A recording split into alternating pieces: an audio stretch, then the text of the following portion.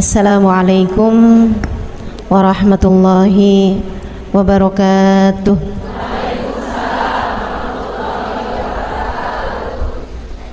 Alhamdulillah, wassalatu wassalamu ala rasulillah Muhammad ibn Abdillah wa ala alihi wa sahbihi wa man wala.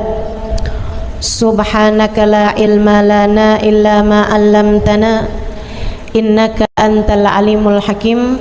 Rabbi syrah li sadri wa yassir li amri wahlul 'uqdatan min lisani yafqahu qawli. Amma ba'du. Baik, sebelum kita mulai, kita akan baca niat belajar bersama-sama. Mudah-mudahan ilmunya nanti sekali lagi jadi ilmu yang manfaat buat kita sekalian. Bismillahirrahmanirrahim. Nawaitu ta'allum wa ta'lim wan naf'a wal intifa' wal mudzakarah wat tadhkir wal ifadah wal istifadah wal hidza 'ala tamassuk bi kitabillah wa sunnati rasulillah sallallahu alaihi wa alihi wasallam wa du'a ilal huda wa dilalata 'alal khair ibtigha'a mardatih wa qurbih wa thawabih wa husnil khatimah ma'al lutfi wal afiyah wa salahil aqibah birahmatika ya arhamar rahimin. La hadratin Nabi Muhammad sallallahu alaihi wasallam wa alihi washabihi azwaji wa dzurriyyati wa ahli baiti wa sallim wa jamil anbiya wal mursalin wal ulul ajma'in. Anna Allah yaghfir lahum wa yarhamhum wa ya'li darajatihim bil jannah wa yanfa'una barakatihim wa asrarihim wa anwarihim wa ulumihim wa nafaatihim fid din wa dunya wal akhirah. Al-Fatihah. Membebaskan diri hati. Hati kalau sakit bahayanya besar. Kenapa gitu? Bisa nggak selamat?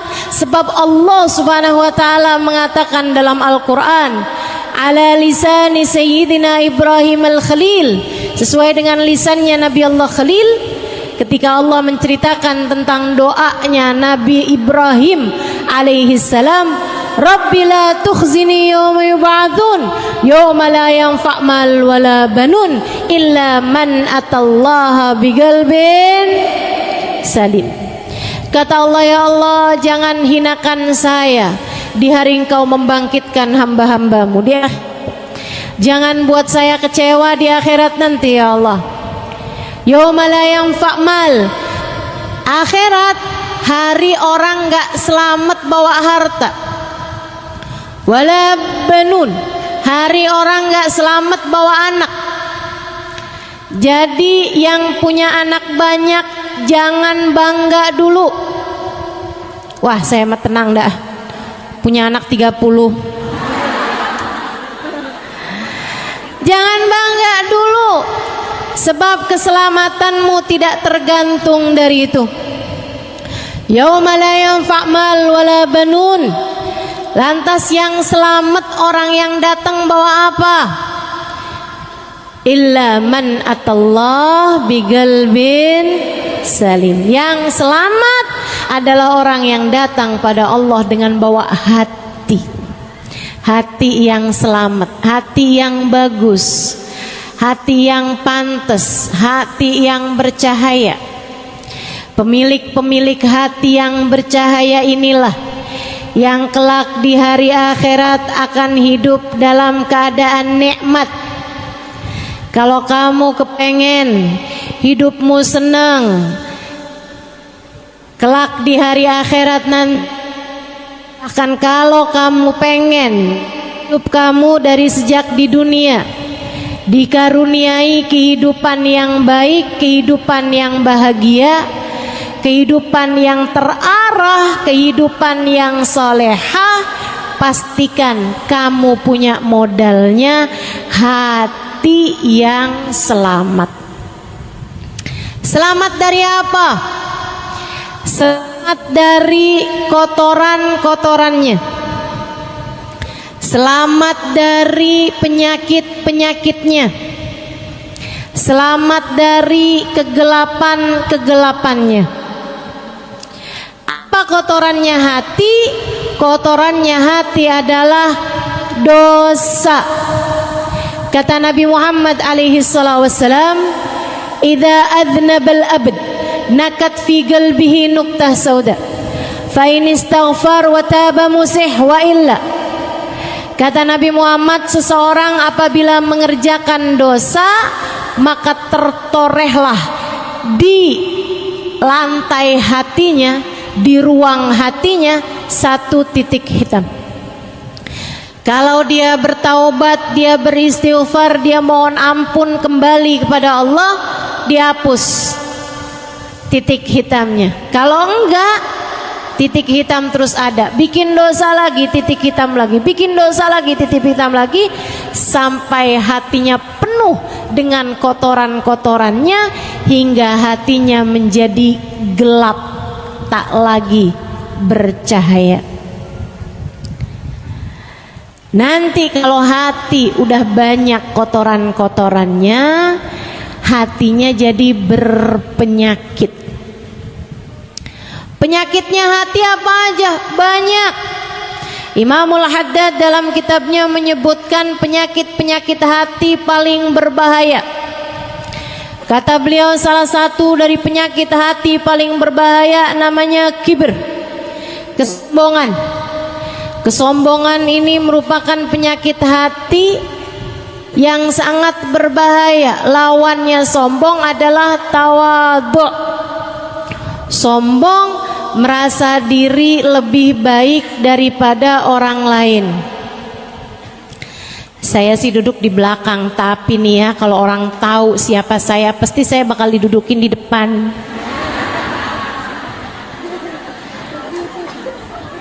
Sebelahan mau ustazah, kalau perlu dipangku mau ustazah.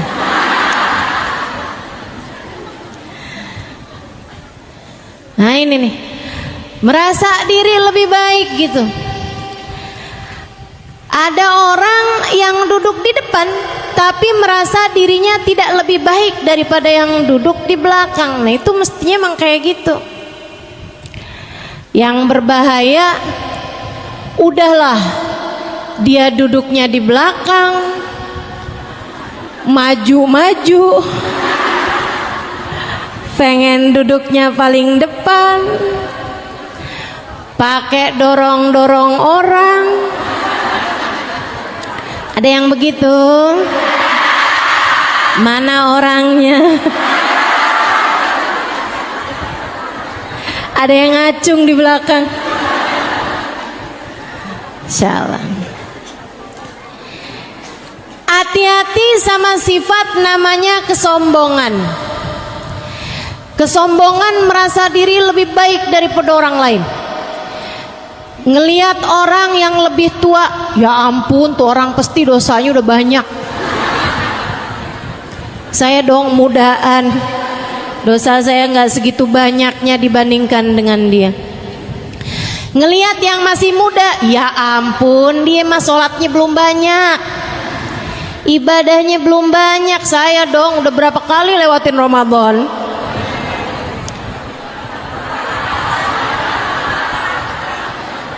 Ngerasa diri lebih baik daripada yang muda-muda. Apalagi kalau ditambah saya haji bukan cuman sekali, halo. Jadi panggilannya udah bukan hajjah lagi, tapi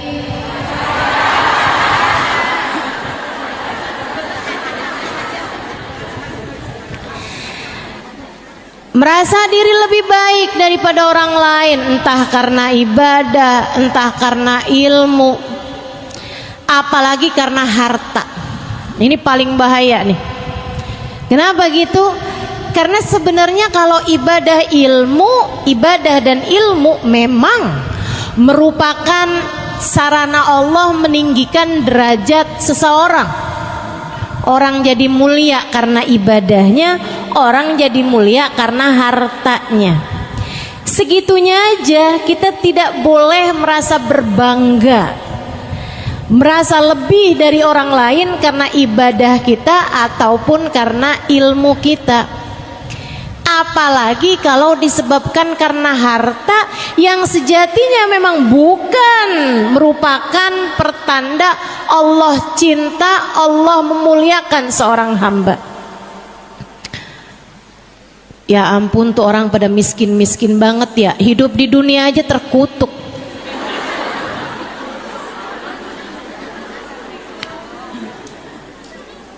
Ya ampun, hina banget sih tuh orang-orang pada buat makan aja susah. Duh, baru di dunia aja udah ditunjukin ya siapa orang mulia, maksudnya dia, dan siapa orang yang hina. Innalillahi. Kalau kamu dengan harta kekayaanmu merasa lebih mulia daripada mereka yang miskin, bisa jadi kalau kamu hidup di zamannya Nabi Musa, kamu akan menganggap Fir'aun lebih mulia daripada Nabi Musa, karena Fir'aun jauh lebih kaya daripada Nabi Musa. Hati-hati. Kalau kamu hidup di zamannya Nabi Muhammad, bisa jadi kamu akan menganggap Abu Lahab, Abu Jahal lebih mulia daripada Nabi Muhammad, karena memang secara harta kekayaan Abu Lahab, Abu Jahal lebih kaya daripada baginda kita Nabi besar Muhammad. Nyatanya tidak demikian. Ngelihat orang pinter, tuh orang ya ilmunya mah banyak tapi ngomongnya doang. Ustazah tuh hafal hadis berapa banyak tapi bisa ngomongnya doang, prakteknya mah kurang. Ada aja. Tahu dari mana? Pasang CCTV apa di rumah ustazahnya? Pasang di CCTV apa di rumah kiainya, di rumah ustadznya? Tidak tahukah kamu 2 rakaat dari orang alim lebih Allah sukai daripada 200 rakaat daripada orang awam? Hati-hati, jangan pernah berkata hal-hal yang tidak baik kepada orang-orang yang berilmu, apalagi jika dia adalah orang yang menyampaikan ilmu sebagai ulama-ulama Allah Subhanahu wa taala. Ngelihat orang alim aja bisa begitu, apalagi kalau dia ngelihat orang bodoh gitu. Ya, ini nih yang katanya Nabi calon penghuni neraka, kebanyakan orang bodoh nih dia nih. Ibadah kagak ngerti, sholat nggak paham, nih dia nih calon-calon penghuni neraka. Terus kamu ngelihat dirimu calon penghuni surga gitu. Hati-hati sama kesombongan, teman-teman seriku sekalian. Ngelihat orang lebih tua, dia merasa diri lebih baik. Ngelihat yang lebih muda, dia merasa lebih baik. Melihat yang miskin, dia merasa lebih baik. Ngelihat orang yang kaya, apalagi kaya bener ya, ngepet di mana nih ya?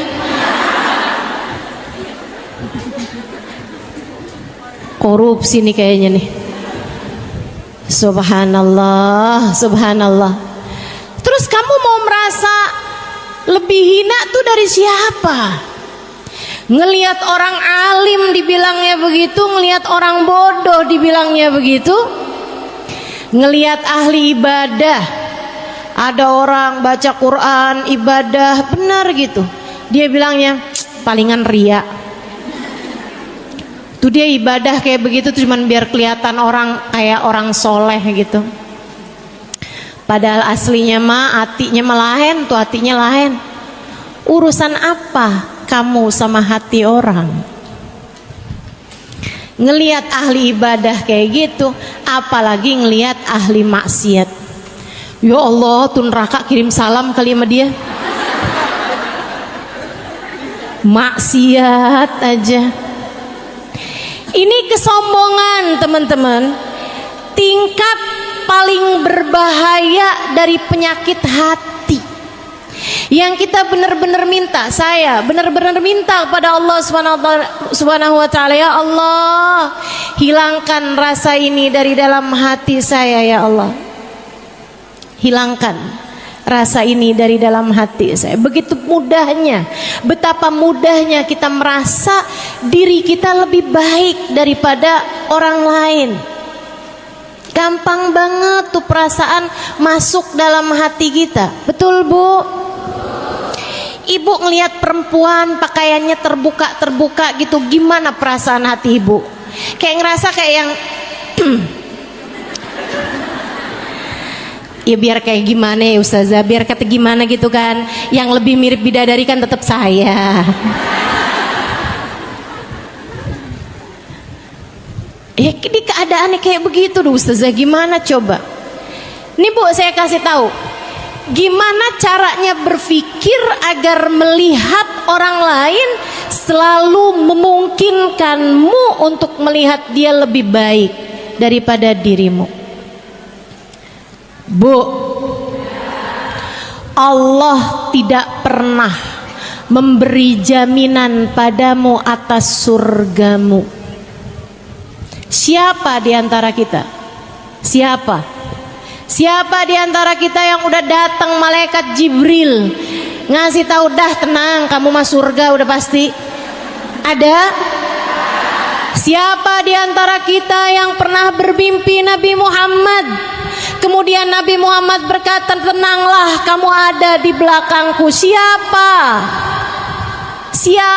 di antara kita yang sudah mendapatkan jaminan bahwa kelak nanti saat melewati jembatan kakimu akan ditetapkan Allah hingga tidak tergelincir dan masuk ke dalam surga Allah tanpa hisab, tanpa azab? Siapa di antara kita yang bahkan dapat memastikan di saat ajal datang menjemputnya dia mati dalam husnul khatimah? Siapa di antaramu yang bisa memastikan dirimu mendapatkan kemuliaan semacam itu? Bukankah kamu, saya, kita semua adalah orang-orang yang berada dalam keraguan, apakah kiranya Allah ridho kepada kita ataukah Allah murka kepada kita? Bukankah selagi belum ruh keluar dan melihat tempat kembali kita adalah surga, bukankah selama waktu itu kita masih belum nyata keadaan kita masih belum jelas keadaan kita? Akankah ditetapkan dalam jalan taat ataukah kita diusir dari rahmat Allah Subhanahu wa taala dan dibiarkan dalam keadaan maksiat? Siapa di antara kita yang bisa memastikan bahwa di saat ajal datang menjemputnya, yang keluar dari lisannya adalah kalimat La ilaha illallah? Siapa di antara kita yang dapat memastikannya? Saya, kamu, kita semua sama-sama mahkumin, sama-sama yang diberi putusan. Hakim tertingginya hanya satu, namanya Allah, yang telah mengatakan tentang dirinya, alaihissallahu biahkamil. Bukankah Allah adalah hakim yang seadil-adilnya? Bu, Dek, Allah tuh gak pernah wajib memasukkan kita ke dalam surga. Ini saya serem sih kalau lihat ini. Serem saya kalau ingat ini. Allah gak pernah wajib memasukkan Halimah Ali terus dalam surga. Dan Allah bisa, kuasa untuk memasukkan saya ke dalam neraka. Sama, kamu juga gitu. Allah tidak wajib memasukkanmu ke dalam surga. Allah bisa, kuasa memasukkanmu ke dalam neraka dan membuatmu menderita sehabis-habisnya atau bahkan selama-lamanya. Bisa apa kamu? Bisa apa kita? Kalau Allah menetapkan kita sebagai orang-orang yang dihabis-habiskan oleh Allah Subhanahu wa taala dalam siksanya, bisa apa kita? Sebagaimana manusia, orang-orang lain yang kamu lihat dia sekarang berbuat maksiat, yang kamu lihat saat ini berbuat dosa, meninggalkan ibadah, pakaiannya terbuka atau apapun aja dari jenis kesalahan yang kamu lihat ada dalam diri mereka, bisa saja jika Allah kemudian memasukkan mereka ke dalam surga. Apa bisanya kamu? Kalau Allah mau memasukkan dia ke dalam surga, kamu bisa apa? Kalau Allah memasukkan dia ke dalam surga, kamu bisa apa? Tuh yang kamu lihat, perempuan yang tiap malam dianterin sama orang laki-laki yang beda-beda. Kamu bilang, ih, murahan sekali. Bisa jadi kalau Allah ingin memasukkannya ke dalam surga, kamu bisa apa? Terus yang kamu lihat dirimu itu udah sholat, udah ibadah, kalau Allah nggak mau memasukkanmu ke dalam surga, kamu bisa apa? Karena ya guru saya Sayyidil Habib Umar bin Hafid menyampaikan, inna lillah sifah, Allah Subhanahu wa taala punya satu sifat namanya la yubali, Allah tidak peduli. Jika Allah hendak menyayangi seorang hamba, Allah akan memuliakan dia meskipun masa lalunya bergelimang dosa. Allah kalau ingin memuliakan seorang hamba, dinaikannya derajat hamba tersebut meskipun sebelumnya maksiat demi maksiat dia lakukan di atas muka bumi ini. Jika Allah menghendaki untuk menyayanginya, Allah dengan mudah menaikkan derajat orang tersebut di sisi Allah. Allah tidak peduli. Pun demikian, kamu udah tahajud, kamu udah ibadah, kamu udah ngerjain taat, kalau Allah murka kepadamu, Allah nggak peduli sama apa yang sudah kamu lakukan selama ini. Allah nggak suka sama satu perbuatan kamu, kemudian seluruh amal perbuatan kamu, kebaikan-kebaikannya Allah gugurkan. Allah tidak peduli itu. Makanya hati-hati sama sifat sombong. Tiap kali ngerasa diri, saya dong,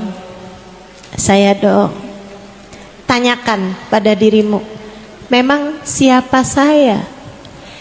Saya hanyalah seorang hamba yang jika Allah berkenan, jika Allah menghendaki melemparkan saya ke dalam neraka, saya tak akan mampu berbuat apa-apa. Jika Allah menghendaki untuk memurkai saya tidak dapat berbuat apa-apa. Allah tidak peduli kamu mau anak siapa kek. Allah nggak peduli kamu mau sekolahnya di mana kek. Allah nggak peduli mau kamu udah bolak-balik pergi haji umroh kek. Kalau Allah nggak suka, kamu bisa bilang apa? Allah murka, kita bisa bilang apa? terus ingat-ingat itu dalam hatimu. Terus sampaikan itu dalam jiwamu. Mudah-mudahan dapat jadi obat dari kesombongan kita selama ini. Insya Allah. Teman-teman saudaraku sekalian yang saya muliakan, dulu ada satu Hawari. Hawari itu kayak sahabat buat Nabi Muhammad. Ini punyanya Sayyidina Isa bin Maryam, Nabi Allah Isa. Jadi kalau orang dekat sama Nabi Muhammad, beriman kepada Nabi, namanya kan sahabat Nabi. Kalau sahabatnya Nabi Isa namanya Hawari. Yang Allah ceritakan dalam Al-Quran, qalal hawariyuna nahnu ansarullah, itu ya, Hawari. Ada Hawari. Jadi Hawari sahabatnya Nabi Isa, dekat sama Nabi Isa, sampai sama Allah karena dia dekat sama Nabi Isa, senang khidmat, senang taat sama Nabi Isa. Allah kasih kemuliaan. Kalau dia jalan ada awan naungin dia. Ini teman-teman, kamu kalau dengar kemuliaan semacam ini, jangan pernah doa minta dikasih kayak begitu. Nggak, ini saya serius, jangan ketawa. Saya serius nih ya. Kalau kamu dengar ada orang bisa tahu isi hati manusia, kamu jangan, ya Allah kasih dong saya kayak gitu ya Allah. Jangan. Kenapa gitu? Nah, kamu tuh nggak ada awan naungin di atas kamu aja, kamu bisa sombong. Gimana kalau jalan kemana-mana dinaungin awan? Kamu nggak tahu isi hati orang aja, kamu gampang mau suudzon sama orang lain.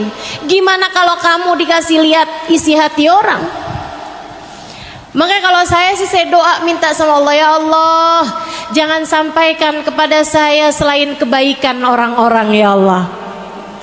Karena saya cukup sulit untuk menjaga hati agar tetap husnudzon, berbaik sangka. Jauh lebih mudah bagi saya agar tidak mendengar keburukan-keburukan tentang orang lain disampaikan kepada saya. Yang buruk-buruk dari orang jangan sampai dan nyampe ke telinga saya. Saudaraku sekalian yang saya muliakan, Hawari ini, sahabat Nabi Isa ini, kemana jalan awan naungin di atas dia. Satu hari dia lagi jalan di sebuah perkampungan, kemudian di ujung perkampungan tersebut ada gurun pasir. Saat melewati itu, dia sambil awan naungin di atasnya, dan dia jalan dalam keadaan terhormat, bajunya putih, pecinya putih, mukanya bercahaya, asar dari ibadah, asar dari zikir, bekas-bekas zikir kelihatan, bekas-bekas wudhu kelihatan dari wajahnya, dari tubuhnya, cahaya ibadah. Dia lagi jalan seperti itu, dia ngelewatin orang baru habis mabuk. Ini diceritakan Imam Ghazali, kalau saya nggak salah ingat ada di Minhajul Abidin. Dia pun ketika ngelewatin orang ini, orang mabuk, baru habis mabuk, kayak malam-malam tuh mabuk, terus tergeletak gitu aja di jalan. Badannya kotor, bau mulutnya busuk, mukanya kotor, badannya bau, dia dalam keadaan terhina di tanah. Orang ini ketika lewat, dia menjauh, bukan karena takut dipukul. Orang mabok kan namanya mabok, ya enggak gitu, tapi dia ngelihatnya, ih ahli maksiat, ih neraka nih orang ini nih, ahli maksiat bener-bener nih, ih jangan sampai dosa-dosa dia ntar nularin saya nih kan ahli taat, Jalan deket-deket, jangan deket-deket nih, ntar saya kecipratan nih, kecipratan dosanya, kecipratan maksiatnya. Dia pun jalan agak jauh-jauhan gitu dari orang tersebut, menghindar. Si orang mabuk tadi ini, dia kebangun gitu kan beberapa saat sebelum orang tadi lewat. Dia liatin dirinya, pusing kepalanya, bau badannya, lapar perutnya, pada sakit semua. Dia kemudian mikir, hidup gak enak banget ya. Emang nih kalau maksiat sama Allah nih kayak gini nih, hidupnya gak enak. Gara-gara jauh dari Allah nih kali ini ya, gak enak banget hidup saya nih. Kotor, terhina, lapar. Gak lama dia lihat orang tadi lewat di samping dia tuh. Dia bilang, tuh ahli taat, mukanya berseri-seri, badannya bersih, jalan dalam keadaan terhormat, awan pula naungin di atas dia. Enaknya jadi ahli taat kepada Allah. Saya nih jadi ahli maksiat, hinanya hidup saya. Dia kemudian duduk. Dia bilang, ya Allah, kalau saya balik kepadamu, Engkau terima gak ya Allah? Terima kan ya Allah? Saya mau hidup taat aja ke jalanmu ya Allah. Ampuni dosa-dosa saya, jadikan saya ahli taat kepadamu ya Allah. Dia kemudian berdiri. Saya pengen ibadah kepadamu ya Allah. Dia mikir, ibadah apa yang paling dekat? Ya udah dah, dia menapaki tapakan-tapakan orang soleh yang ada di hadapan dia. Dia ikutin jalannya, dipas-pasin sama dia langkahannya orang tersebut. Ya Allah, sebagaimana Engkau telah menjadikan orang itu soleh yang ada di hadapan saya juga minta dong ya Allah, dijadikan orang soleh seperti dia ya Allah. Sebagaimana Engkau memandangnya dengan pandangan penuh keridhaan-Mu ya Allah, pandang saya juga dengan pandangan keridhaan-Mu ya Allah. Muliain saya ya Allah, dunia akhirat, dosa-dosa saya ya Allah. Dia jalan ngikutin langkahannya orang soleh tadi, Hawari tadi itu. Si Hawari noleh ke belakang, lah ngapain dia ngikutin saya? Ih, dia ngikutin saya nih kan, ntar saya ketularan sama dosa-dosanya, ntar saya jadi akhirnya jadi orang kayak dia juga. Ih, amit-amit, amit-amit. Ngapain situ orang ngikutin saya? Dia terus mempercepat langkahnya. Fa'auhallahu ila Nabi Allah Isa bin Maryam. Allah memberi wahyu kepada Nabi Isa bin Maryam. Gak lama sudah beberapa perjalanan, berapa ratus meter perjalanan, ada Nabi Isa menunggu mereka berdua. Kata Nabi Isa, Allah telah mewahyukan kepada saya, kamu wahai peminum ahli maksiat, akan tetapi kamu datang pada Allah dengan bertaubat dan hatimu bersih. Hatimu bersih sehingga kamu bisa memikirkan kebaikan orang yang ada di hadapan kamu. Kamu berharap mendapatkan berkah dari Hawari sahabatku ini. Allah mengatakan bahwasanya Allah telah mengampuni seluruh dosa-dosamu itu. Nabi Isa kemudian bilang pada sahabatnya, dan kamu bahkan awan menaungimu setiap kali kamu berjalan, tapi hati kamu tidak mampu kamu jaga dari kesombongan. Kamu merasa diri lebih baik dari laki-laki pemabuk ini, padahal dia telah kembali ke jalan Allah.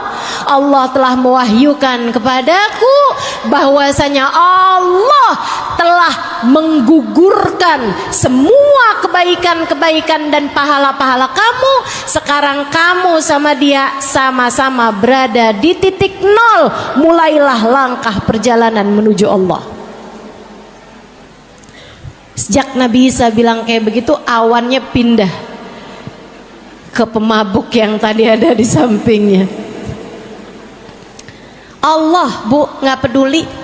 Allah nggak peduli. Allah nggak peduli.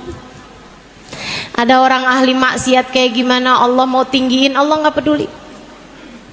Allah, Bu. Makanya jangan pernah gampang-gampang menghakimi siapapun. Kamu kalau pingin menghakimi, hakimilah dirimu sendiri, introspeksilah dirimu sendiri, fahamilah bahwa sampai dengan umur setua ini Allah belum memberikan jaminan apa-apa mengenai akhirat kita. Maka bukankah sebaiknya yang sedang diuji ini berhati-hati? Hati-hati, terutama dalam urusan menjaga hati. Itu penyakit hati berbahaya, namanya kesombongan. Ada lagi disebut oleh Imam Al-Haddad dalam kitabnya Adab Sulukil Murid, penyakit hati yang juga nggak kalah berbahayanya, namanya hasad. Apa itu hasad? Iri dengki. Apa tuh iri dengki? Nih gampangannya, seneng lihat orang lain susah, susah lihat orang lain seneng. Itu hasad. Dan ini juga, jangan kamu ngerasa saya emang nggak punya, aman, saya mah bebas, nggak ada, saya sih nggak pernah iri sama orang lain, nggak pernah iri sama orang lain. Tapi tetangga sebelah ninggiin bangunan, dia naik darah, nggak hasut dari mana? Tetangganya beli mobil, dianya dijemput ambulan.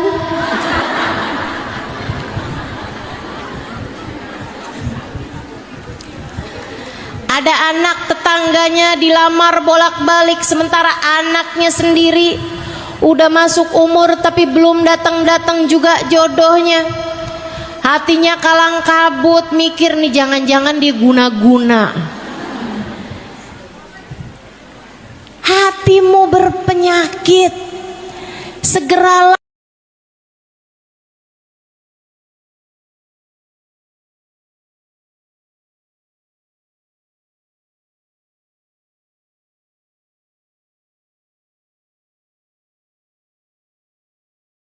orang lain dapat,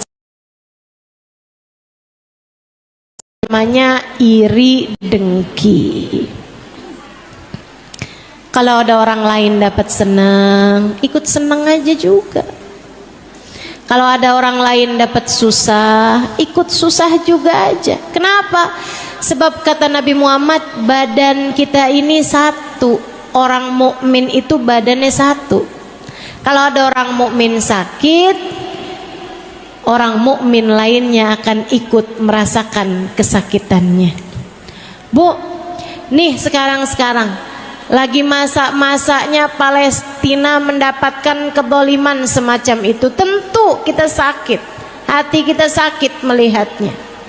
Tapi jangan yang jauh-jauh kamu sayangin, yang deket-deket pas giliran dapat kesusahan, ya emang dia mah kayak gitu tuh orangnya. Ada tetangga perempuan kecelakaan, ketabrakan mobil, dia mah kayak gitu, emang nggak nurut melakinya, pantes. Yang jauh-jauh dapat kemalangan bisa kamu sayangin, kenapa yang di dekat-dekat kamu malah kamu syukurin? Hatimu jangan biarkan ia dipenuhi dengan hasad, dengan rasa iri dan dengki. Mudah-mudahan Allah selamatkan kita semuanya. Tapi Tapi gimana ya Ustazah, ada tuh orang yang hati saya tuh kayak nggak pernah biasa aja gitu. Kalau yang lain sih nggak apa-apa nih, tapi kalau sama dia tuh emang kayaknya dianya juga emang suka kayak gitu sama saya Ustazah. Jadi saya juga akhirnya kayak gitu sama dia juga tuh. Saya pokoknya kalau dia dapat kesenangan saya kesel aja gitu. Kesel aja saya Ustazah. Gimana cara ngobatinnya? Kamu harus tahu dulu bahwa itu sesuatu hal yang sangat merusak agamamu. Al-hasad haliqatuddin. Kata Nabi Muhammad, sifat hasad itu adalah pencukur agama. Kayak rambut nih gondrong, kena cukur langsung botak. Iman kamu, agama kamu kayak begitu. Katanya Nabi Muhammad dalam hadis yang lain, al-hasad ya'kulul hasanat kama ya'kulun narul hatab. Hasud makanin kebaikan kayak api memakan kayu bakar. Kamu ibadah sehari, kena hasud sekali, habis ibadahmu sehari itu. Bahkan kadang-kadang ibadah seminggu, habis kena hasud sekali. Kadang-kadang ibadah sebulan, habis kena hasud sekali. Bahkan kadang-kadang ibadah setahun, habis kena hasud sekali. Bahkan kadang-kadang ibadah seumur hidup, habis sama sekali karena termakan oleh rasa hasud yang menggerogoti dalam hati seseorang. Hati-hati sama sifat hasud. Jangan hasud. Sama-sama belajarnya, tapi yang ini sukses, yang kamu kurang sukses, ya nggak apa-apa. Sama-sama buka usahanya, yang dia maju, yang kamu enggak, ya nggak apa-apa. Bu, Allah yang ngasih rezeki buat semua orang, Allah yang paling tahu. Apalagi kalau kamu ngerasa, ya Allah, dulu waktu toko saya sendirian, toko saya laku ya Allah. Giliran tetangga toko juga, dia yang lebih laku ya Allah. Bangkrutkanlah toko dia ya Allah. Kamu zalim dengan kamu punya sifat hasud. Kamu merasanya malah diri kamu yang terzalimi. Nah ini kan namanya musang berbulu dong. Gimana mau Allah sayang kalau kayak begitu? Jadi kamu harus ngerasa dulu bahwa itu adalah penyakit. Tiap kali datang kebencian, datang rasa iri, datang sifat hasud nih dalam hati, menangislah kepada Allah. Ini dikasih tahu sama Imamul Haddad obatnya.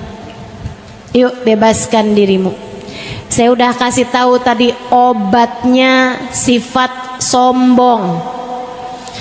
Dengan kamu berpikir Allah nggak wajib memasukkanmu ke dalam surga, Allah kuasa memasukkanmu ke dalam neraka. Allah juga nggak wajib masukin orang ke dalam neraka. Allah bisa saja memasukkan dia yang paling pendosa sekalipun ke dalam surga. Tuh kalau kamu ingetin terus, agak berkurang kesombongan kamu. Tenang teman-teman, saya ngasih tahu kamu obatnya karena saya penyakitan sama kamu. Jadi saya ngerti gimana cara buat ngobatin penyakit-penyakit dalam diri saya ini. Saya sampaikan kepadamu.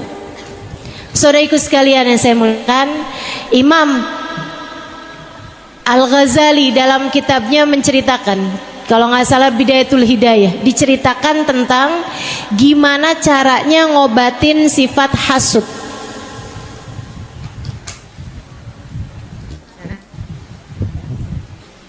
Ya, kita akan berhenti sejenak, mau adzan, nanti habis selesai adzan kita lanjutkan kembali.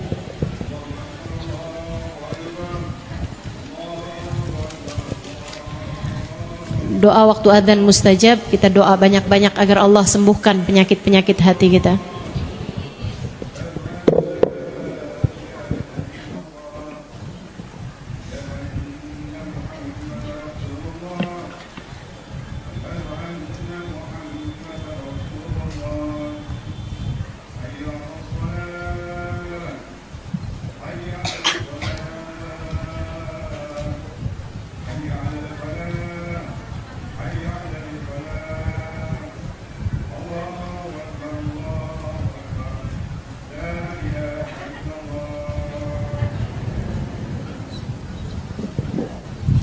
La ilaha illallah alhamdulillahil alamin. Allahumma salli ala sayyidina Muhammad wa ala ali sayyidina Muhammad. Allahumma rabb hadhihi ad-da'wati at-tammah was-salatil qa'imah ati sayyidina Muhammadin al-wasilata wal fadilah wasyaraf wad darajatal aliyata rafi'a ba'atul maqamal mahmud alladhi wa'atta innaka la tukhliful mi'ad ya arhamar rahimin. Rabbi ufni wa liwalidayya rabbi ufni wa liwalidayya rabbi ufni wa liwalidayya rabbi ufni wa liwalidayya rabbi ufni wa liwalidayya warhamhuma kama rabbayani saghira. Wa sallallahu ala sayyidina Muhammadin wa ala alihi wa sahbihi wasallam walhamdulillahi rabbil alamin. Imam Al-Ghazali dalam kitabnya menyebutkan obat penyakit hasud. Kalau kamu merasa diri kamu nih dikuasai sama sifat rasa hasud, biasanya ya maaf, biasanya tuh kalau ibu rumah tangga hasudnya juga sama ibu rumah tangga. Biasanya penjahit hasudnya juga masih sama penjahit. Biasanya maaf, pejabat hasudnya juga masih sama pejabat. Biasanya kalau maaf nih ya, biasanya kalau ustadzah hasudnya juga sama ustazah. Makanya hati-hati nih sama sifat ini nih, hati-hati bener-bener. Perempuan biasanya hasudnya juga sama perempuan. Istri biasanya juga hasudnya sama istri-istri yang lain gitu, kayak seneng gitu kan. Kenapa kok saya nih jadi istri kok kayak menderita gitu. Akhirnya hasud, ada istri yang lain dapat hadiah.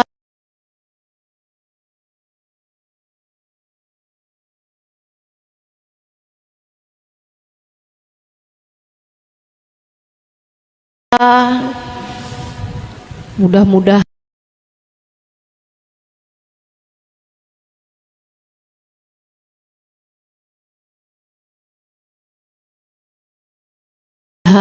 suaminya nggak lagi sayang sama dia.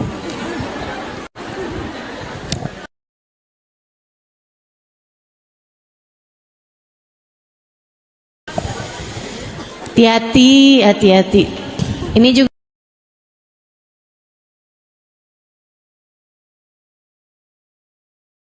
nih Bu nih, kalau ibu-ibu kalau dapat kenikmatan nggak selalu harus ibu taruh di media sosial.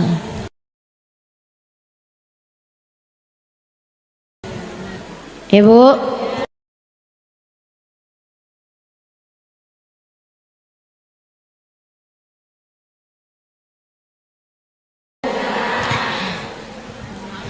baru habis ditransfer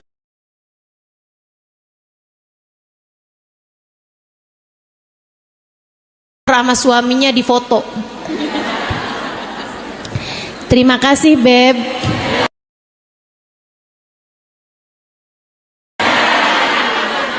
Semoga rezekinya melimpah ruah. Habis itu taruh di bawahnya rezeki istri solehah.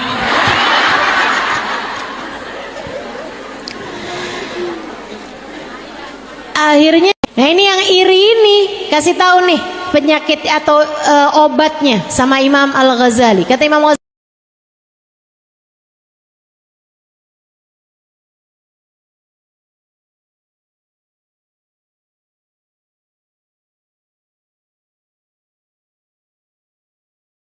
kamu dilanda dengan perasaan iri sama orang tersebut saat kamu sujud, terutamanya saat sholat malam, terutamanya kamu bilang, minta sama Allah dalam hatimu, ya Allah tambahkan rezeki orang itu, ya Allah tambahkan kekayaannya, ya Allah tambahkan terus kekayaannya, ya Allah. Tuh hati kayak nggak terima, dia dikasih segitu aja kita udah kesel, apalagi ditambahin.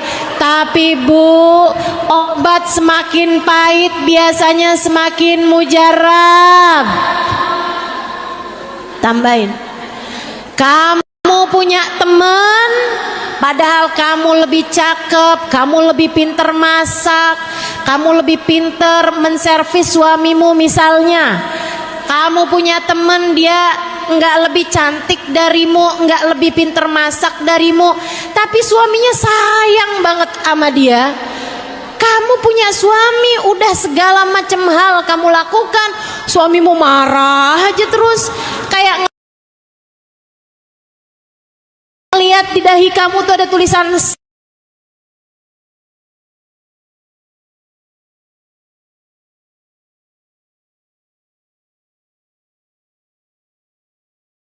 salah.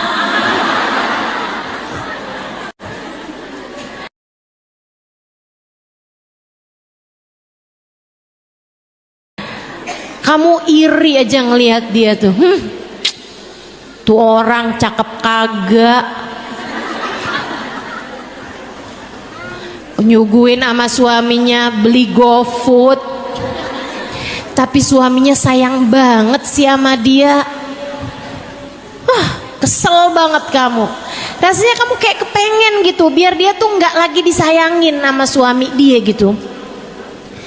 Kalau kamu ngerasa kayak gitu saat kamu sujud, kamu doain, ya Allah tambahkanlah rasa sayang suaminya kepada dia ya Allah. Tuh hati berat banget Bu, saya udah pernah nyoba.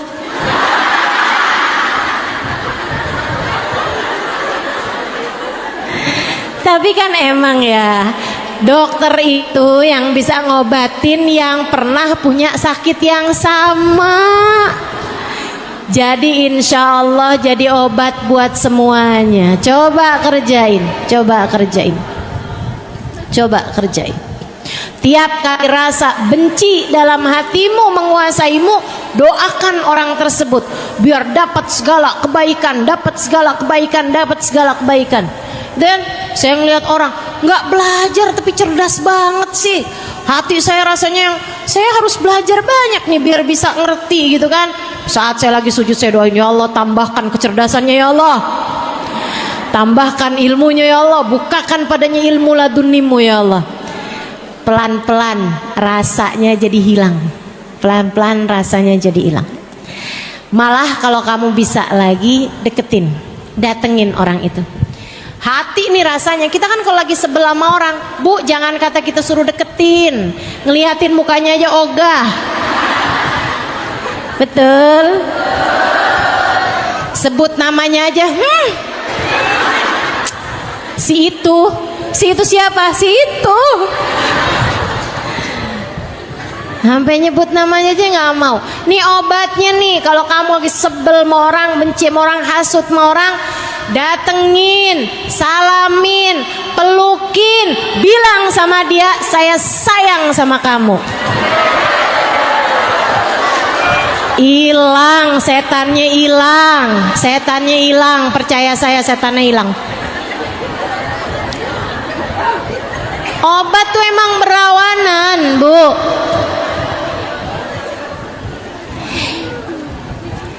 Ini saya lagi nggak bercanda loh, ini serius, saya sangat serius. Masalah sama kita semuanya nih, penyakit diri kita nih, katanya membebaskan diri dari penyakit hati. Ini saya kasih tahu obat-obatnya ya, obat-obat buat hati kita ini. Ibu-ibu sekalian, jadi kalau lagi sebel sama suaminya,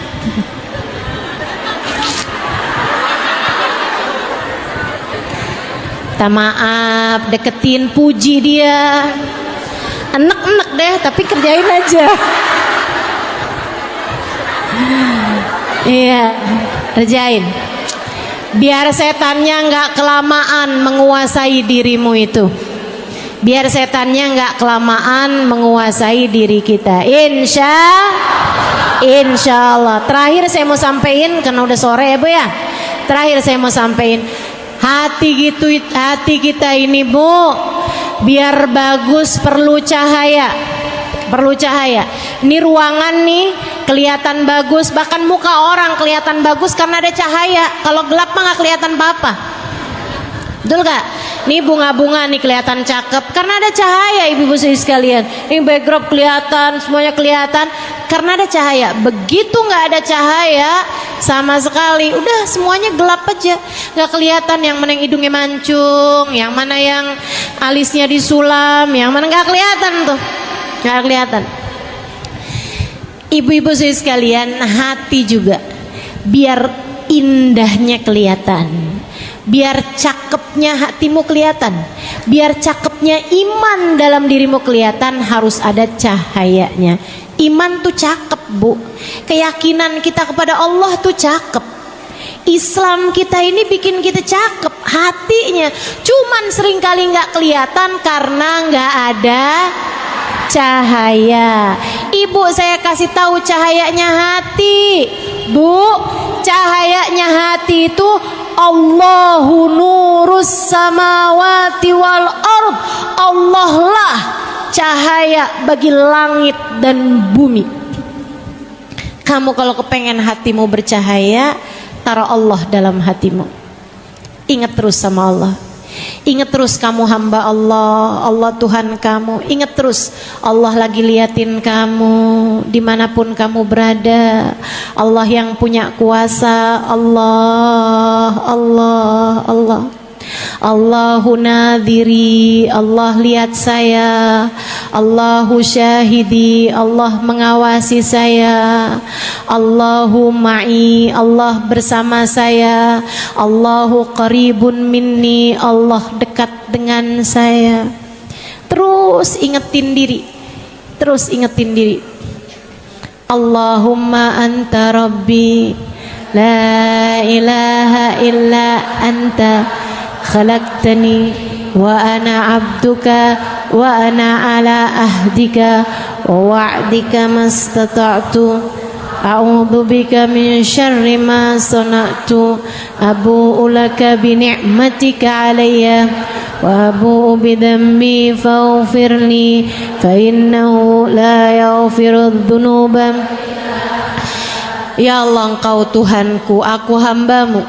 Allah manta Rabbi, la ilaha illa anta, tidak ada Tuhan kecuali Engkau. Khalaqtani, Engkau telah menciptakan aku. Fa ana abduk, maka aku adalah hambamu. Wa ana ala ahdika wa wa'dika mastata'tu, aku berada dalam perjanjian dan berusaha taat kepadamu semampu aku. Abu ulaka bi ni'matika 'alayya, Engkau selalu datang padaku dengan membawa kenikmatan-kenikmatan yang tak terbilang. Wa abu bidambi, sementara aku datang padamu dengan kemaksiatan dan dosa-dosa yang tak henti-hentinya. Faghfirli, ampunilah aku ya Allah. Fa innahu la yaghfirud dzunuba illa anta, sesungguhnya tak ada yang dapat mengampuni dosa-dosaku kecuali Engkau. Terus ingat Allah, ingat Allah, ingat Allah, jadi cahaya. Dan yang terakhir, kalau pengen hatimu bercahaya, dekati manusia yang dikasih Allah cahaya paling berkilau, namanya Sayyiduna Muhammad.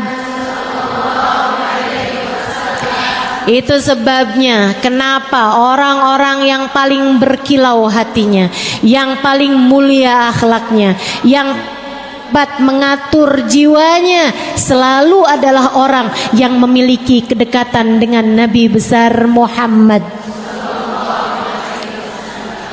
Ini mujarab buat saya, silahkan amalkan. Kalau kamu sedang merasa tidak mampu menguasai hati, kamu lagi kepengen ngomel-ngomel, kepengen marah-marah, kamu lagi dilanda perasaan, anak kamu nih pengen kamu remes, kamu balikin lagi ke perut.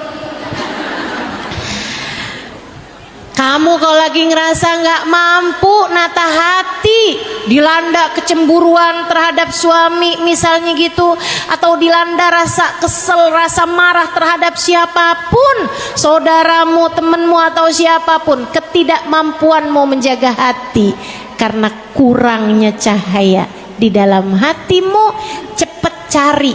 Istilah HP nih, baterai kamu nih udah bener-bener low, udah hampir mati nih, buruan dicas. Cara ngecas paling cepat adalah, kalau kamu sedang memungkinkan berwudu, silakan berwudu. Kalau enggak sedang memungkinkan karena sedang menstruasi, enggak usah wudu, kamu duduk aja, menghadap kiblat, baca sholawat kepada Sayyiduna Muhammad. Allahumma salli ala Sayyidina Muhammadin tibbil qulubi wa dawaiha wa afiyatil abdani wa shifaiha wa nuril absari wa diyaiha wa ala alihi wa sahbihi wa sallim. Allahumma salli ala Sayyidina Muhammadin tibbil qulubi wa dawaiha wa afiyatil abdani wa shifaiha wa nuril absari wa diyaiha wa ala alihi wa sahbihi wa sallim. Sambil kamu bilang, ya Allah, sholawatkanlah, sampaikanlah sholawat salammu kepada Nabi Muhammad. Jadikanlah obat bagi hati saya ya Allah. Jadikanlah obat bagi badan saya ya Allah. Bagikanlah obat bagi cara berpikir saya, cara melihat saya. Sholawat saya kepada Nabi Muhammad jadikanlah obat untuk segala macam penyakit bohir batin saya.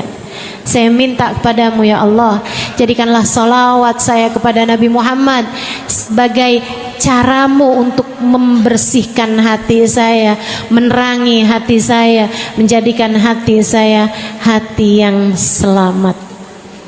Terus baca sholawat, liatin, nanti tuh pelan akan semakin tambah lebih mudah mengolah emosi kamu. Makanya buat ibu-ibu juga yang punya anak suka ngambekan, yang punya anak suka tantrum, ajarin baca sholawat, bikin hati anak jadi adem ya Bu. Anak ya Bu, bukan suami. Kalau suami rada repot, pas dia lagi marah-marah Allahumma sholli ala, agak repot ya. Apaan sih gitu nanti ya. Bismillah, insya Allah mudah-mudahan kita udah pelajari nih sampah-sampahnya hati. Kita berusaha untuk selalu bertaubat pada Allah Subhanahu wa Ta'ala atas segala dosa-dosa kita yang telah lalu. Penyakit-penyakitnya hati tadi udah saya sebutkan beberapa diantaranya yang paling sering mengenai hati-hati kita. Kemudian yang terakhirnya juga saya udah kasih tahu kepadamu bagaimana cara mencahai hati. Semoga menjadi ilmu yang bermanfaat buat semuanya insya Allah, menjadikan kita orang-orang yang terbebas dari penyakit-penyakitnya hati. Mudah-mudahan bisa diamalkan walaupun hanya sedikit ini ya. Mudah-mudahan bisa diamalkan ala hadhihi niyah wa bikulli niyatin salihah jami'ah syamilah. Annallaha yunawwir qulubana wa qalibana ma'al huda wat tuqa wal afaf wal ghina war ridha wal yaqin yaftah alaina futuhal arifin yakhtim lana bil husna wa huwa radin anna fi watwin wa afiyah wa ila hadratin Nabi Muhammad sallallahu alaihi wa ala alihi washabbihi wasallam. Al-Fatihah. Segenap ustazah yang hadir pada hari ini, Ustazah Fatimah Asgaf, Ustazah Suud Al-Kaf, kita doakan semoga senantiasa dalam pandangan kasih sayang Allah SWT, senantiasa dalam syafaat dan rahmat Nabi besar Muhammad sallallahu alaihi wasallam, insyaallah dibahagiakan hidup dunia dan akhiratnya.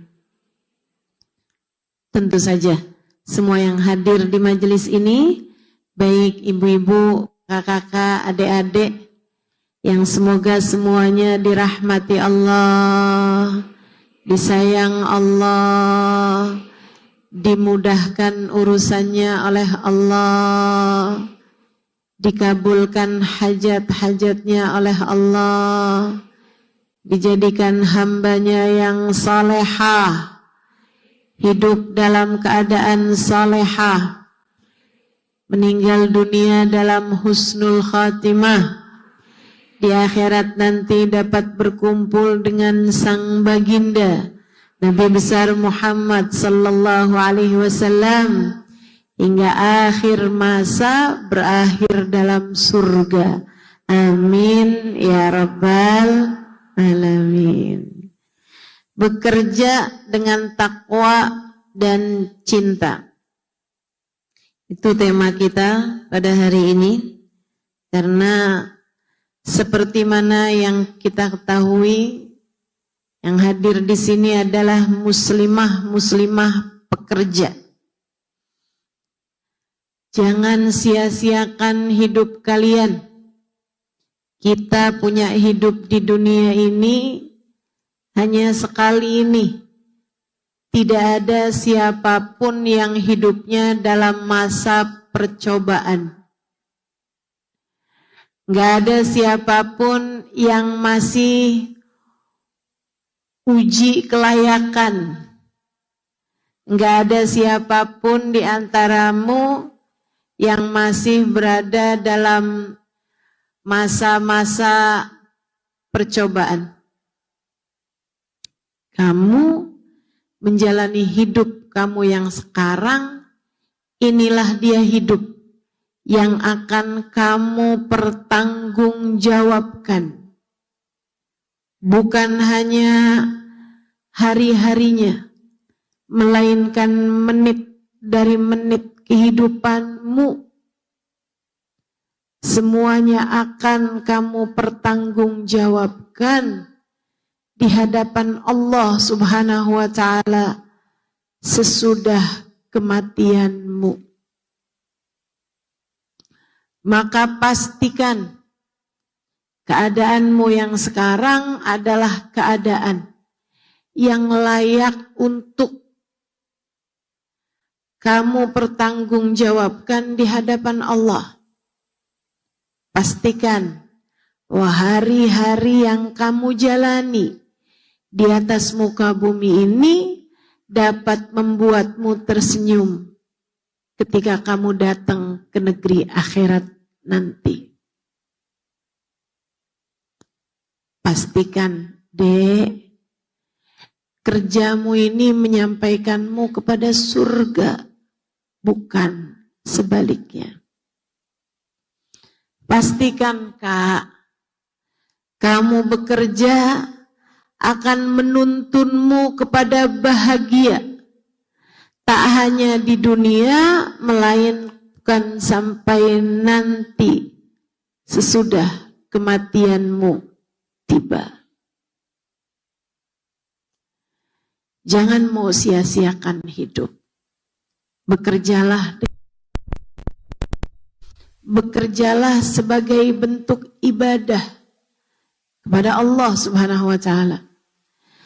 Pada akhirnya sebenarnya siapapun saja dan apapun saja profesinya, semuanya sedang bekerja kok.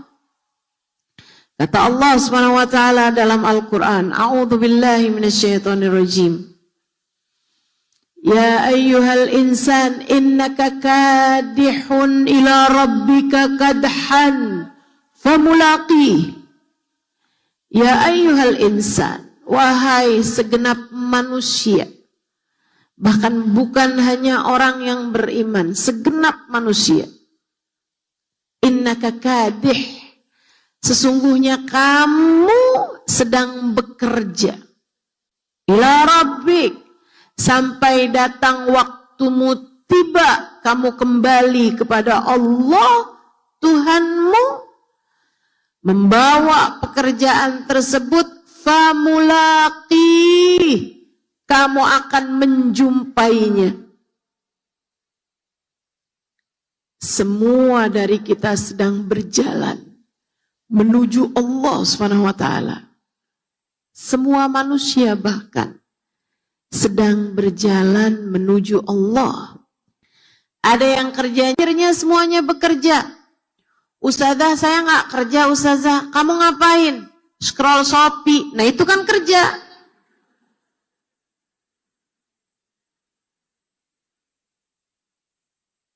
Nah, itu kan pekerjaan. Saya hari-hari cuman baring-baringan aja, Ustazah. Sambil nonton TikTok. Nah, itu kan namanya pekerjaan. Semuanya sedang bekerja. Ada yang menuju ridha Allah, ada yang menuju murka Allah Subhanahu wa ta'ala. Na'udzubillah min dzalik. Maka ketika kamu nih sekarang bekerja di sebuah perusahaan dengan shift masing-masing, dengan jadwal tugas masing-masing, pastikan yang kamu lakukan adalah sebuah perjalanan menuju ridho Allah Subhanahu wa ta'ala. Pastikan yang kamu lakukan adalah menuju kedekatan dengan Allah Subhanahu wa ta'ala. Pastikan yang kamu lakukan dalam hari-harimu adalah langkah demi langkahmu menuju surga. Sebab tak ada yang melakukannya selain dirimu sendiri. Tak ada yang akan menempuhkan jalan surga untukmu selain kamu sendiri.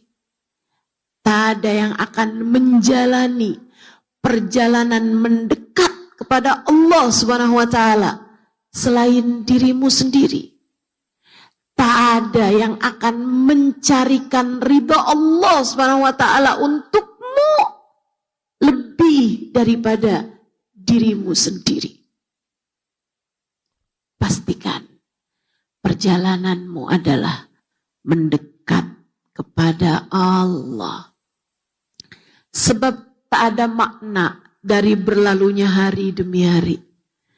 Tak ada arti dari terbit tenggelamnya matahari jika itu tidak menjadikanmu semakin dekat dengan Allah Subhanahu wa ta'ala. Apa artinya? Bertambahnya uang. Apa artinya? Bertambahnya pangkat, kedudukan di tempat kerja. Apa artinya? Bertambahnya followers, bertambahnya orang yang suka sama kamu di tempat kerjamu atau di lingkunganmu atau di media sosialmu. Jika itu tidak ada yang kamu bawa sesudah kematianmu. Bu, Kak, Dek, sering saya sampaikan padamu, apa yang tidak dibawa mati, jangan bela mati-matian. Apa yang tidak kamu bawa mati, jangan bela mati-matian. Sayang-sayang. Emangnya kamu belum punya teman yang sudah meninggal dunia? Punya? Yang seumuranmu bahkan punya? Yang lebih kecil darimu bahkan punya? Kamu nyangka enggak pas waktu dia meninggal dunia tuh, oh emang udah kelihatan. Umurnya bakal hanya sebentar. Kelihatan? Kamu nggak nyangka dia mati. Sama, dia juga nggak nyangka bahwa dia bakal mati secepat itu. Dia masih punya harapan untuk nanti bakalan nikah. Dia masih punya harapan untuk dia bisa melihat anak-anaknya tumbuh berkembang. Dia masih punya harapan untuk punya rumah, tidak hanya ngontrak seperti yang selama ini dia jalani.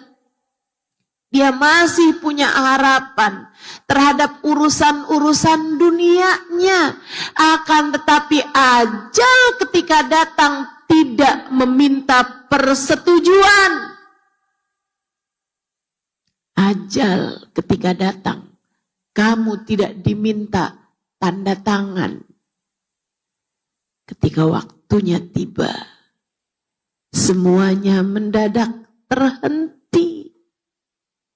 Saat itu kamu tahu apa yang sungguh-sungguh berarti.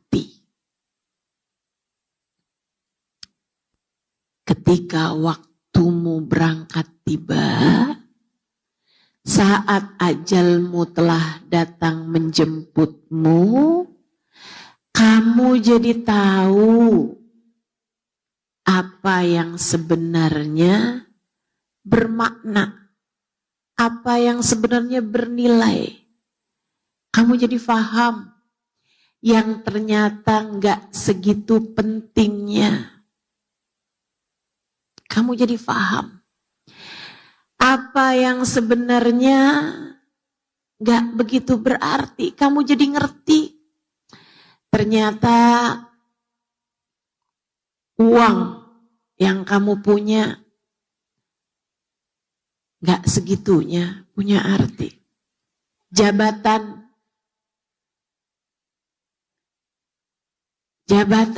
nggak segitunya juga. Teman, kawan, nggak segitunya juga. Laki-laki yang mencintaimu, nggak segitunya juga. Semuanya kamu tinggalkan. Semuanya kamu tinggalkan. Yang akan kamu bawa adalah hubungan antaramu dengan Allah Subhanahu wa Ta'ala. Makanya teman-teman saudaraku sekalian, benar banget Allah mengingatkan kita tentang caranya berkehidupan. Kata Allah Subhanahu wa Ta'ala, "A'udzu billahi minasyaitonir rajim. Bismillahirrahmanirrahim."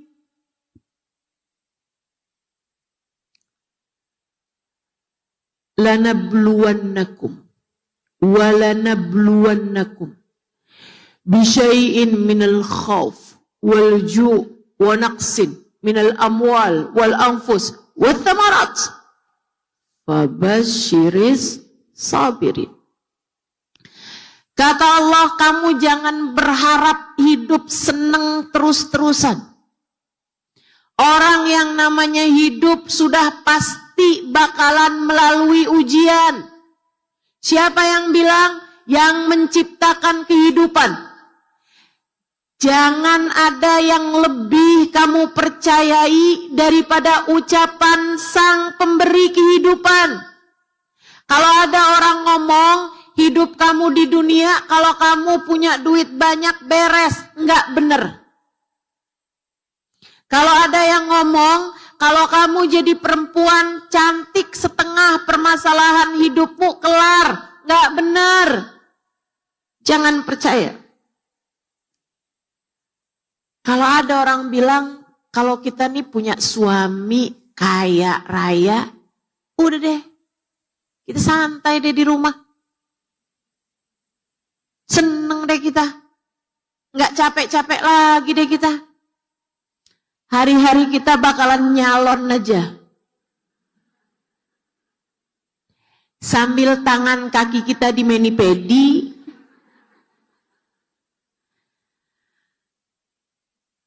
rambut kita dikeramasin, muka kita didandanin. Teman-teman sekalian, jangan percaya. Sebab sang pencipta kehidupan mengatakan hal yang berbeda. Dia berkata dalam firman-Nya, "Walanabluwannakum." Semua dari kalian, mau kaya, mau miskin, mau cantik, mau kurang cantik, mau pinter, mau kurang pinter. Siapapun aja dari kalian, mau tua, mau muda, mau anak-anak, mau nenek-nenek, mau laki-laki, mau perempuan. Siapapun saja dari kalian hidup di atas muka bumi, aku sang pemberi kehidupan menyampaikan kepada kalian tak akan pernah lepas dari ujian. Walanabluwannakum, dan niscaya pasti sungguh-sungguh kami akan menguji kalian. Kami akan menguji kalian. Bisyai'in. Apa aja ya Allah jenisnya ujian? Bisyai'in minal khauf.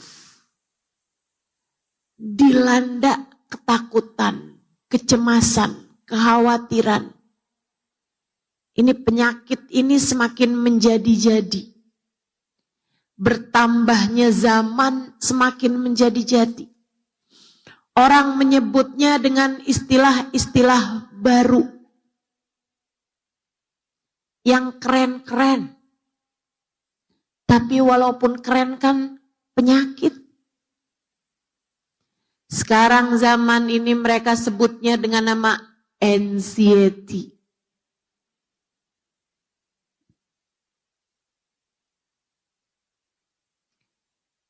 Apa itu?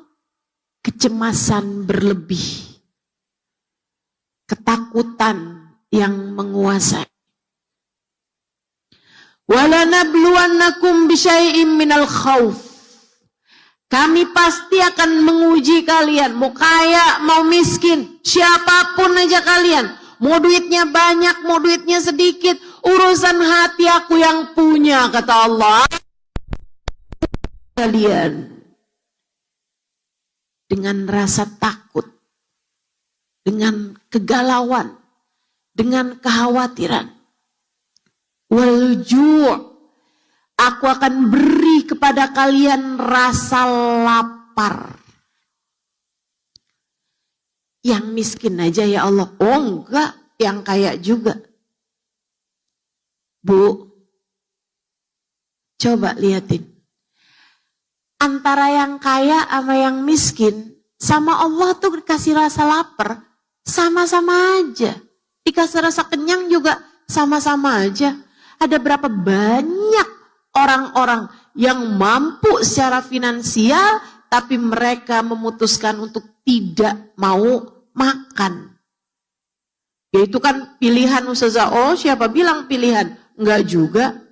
Banyak yang enggak jadi pilihan, harus mengurangi makan. Kenapa gitu? Yang ini enggak boleh dimakan kolesterol. Yang ini nggak boleh dimakan karena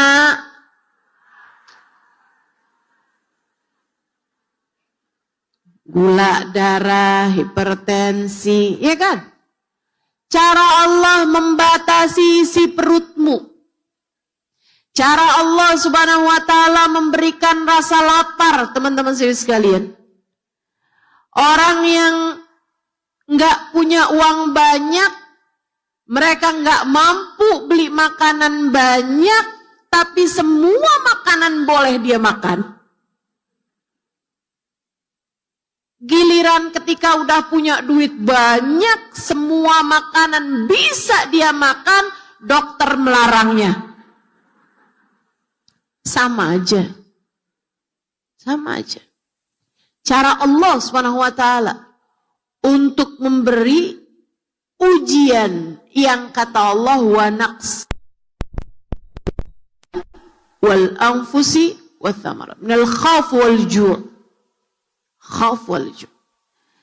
Kecemasan, ketakutan, kekhawatiran, wal ju' dan rasa lapar.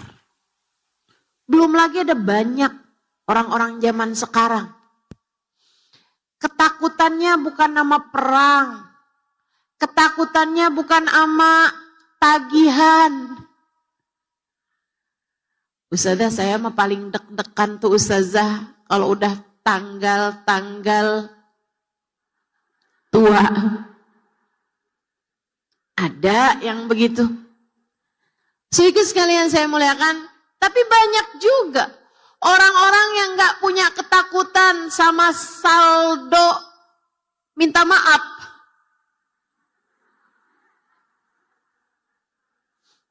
Pernah nggak diminta maafin Mas Aldo? Saldo Anda tidak mencukupi untuk melakukan transferan ini. Diminta maafin Mas Aldo. Saudaraku sekalian, ada banyak orang-orang yang nggak lagi bermasalah urusan yang seperti itu. Udah gak takut lagi sama yang kayak begituan. Tapi yang mereka takutkan, ini terutama banyak perempuan nih, adalah timbangan.